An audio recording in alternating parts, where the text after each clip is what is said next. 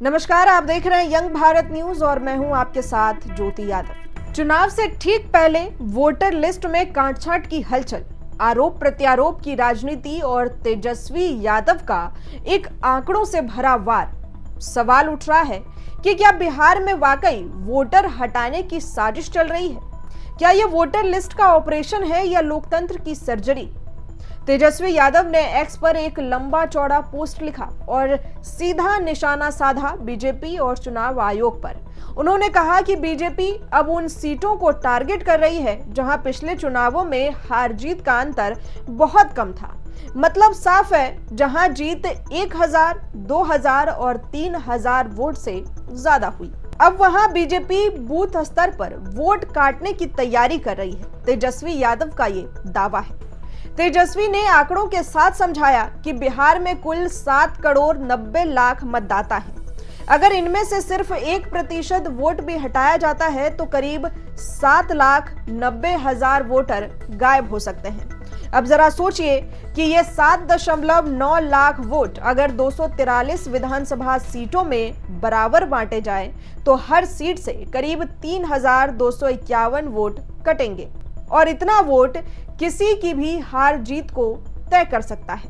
तेजस्वी यही नहीं रुके, उन्होंने आगे कहा कि अगर बीजेपी ने हर बूथ से सिर्फ 10 वोट भी हटाए तो एक विधानसभा से कुल 3,200 वोट हट सकते हैं और यही वो फर्क है जो सीट की किस्मत बदल सकता है। अब जरा पुराने चुनावों का डेटा भी देखिए। 2015 में ऐसी 15 सीटें थी जहां जीत का अंतर सिर्फ 3,000 वोट से कम था।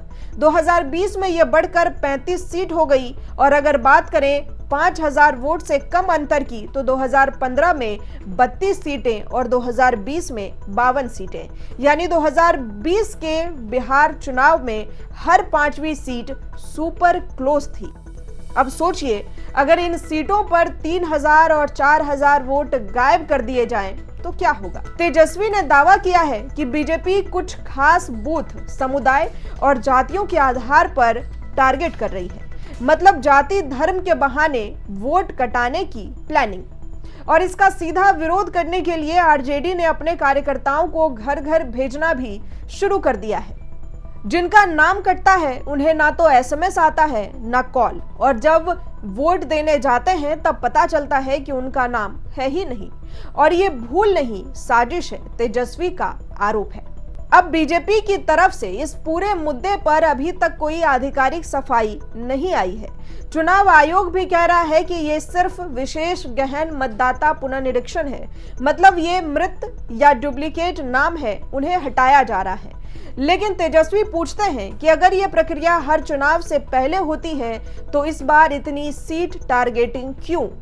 क्या ये वोटर लिस्ट की सफाई है या लोकतंत्र की बुनियाद पर हमला? क्या ये इलेक्शन इंजीनियरिंग है या सिस्टमैटिक इरेजर? तेजस्वी यादव ने कहा कि हम सतर्क हैं, हम घर, हर मोहल्ले, हर पंचायत में जाएंगे और हर वोटर को चेताएंगे और इस बदनीयत का भंडाफोड़ भी करेंगे। और आरजेडी ने अपने डिजिटल ग्राउंड और सोशल मीडिया नेटवर्क को भी एक्टिव मोड पर डाल दिया है। 2025 में बिहार विधानसभा चुनाव होने हैं, लेकिन सवाल अभी से उठ चुका है, क्या वोट काटकर चुनावी नतीजे बदले जाएंगे? क्या जनमत का खेल अब गिनती की एडिटिंग से तय होगा? अब फैसला आपका है। क्या आप अपने वोट के साथ छेड़छाड़ होने देंगे या आप भी बनेंगे इस लोकतंत्र के प्रहरी? कमेंट में जरूर बताएं, क्या तेजस्वी का डर सही है या बीजेपी की सफाई?